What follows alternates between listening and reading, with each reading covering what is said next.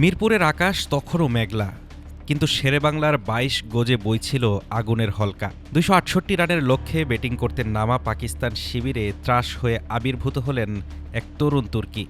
নাম তার নাহিদ রানা, যার গতির ঝড়ে খড়কুটোর মতো উড়ে গেল Babur আজমদের batting line up.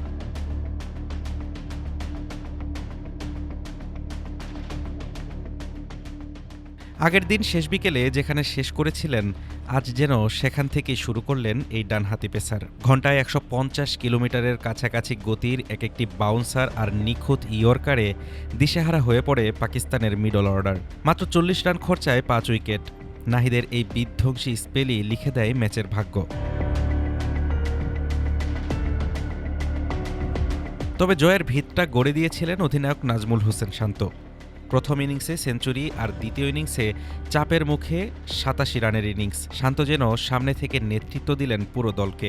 Mominul হকের লড়াকু ৫০ও বড় পুঁজি এনে দিয়েছিল টাইগারদের। শেষ পর্যন্ত ১৬৩ রানেই থমকে যায় পাকিস্তান। ১০৪ রানের ঐতিহাসিক জয়ে মেতে ওঠে গোটা মিরপুর। এ জয়ে ২ ম্যাচের টেস্ট সিরিজে ১-০ ব্যবধানে এগিয়ে গেল বাংলাদেশ। পাকিস্তানের বিপক্ষে এই জয়টি কেবল একটি জয় নয়, বরং টেস্ট ক্রিকেটে বাংলাদেশের নতুন শক্তির উত্থানের বার্তা। পেসারদের দাপটে ম্যাচ জয় এখন আর স্বপ্ন নয়, বরং বাস্তবতা।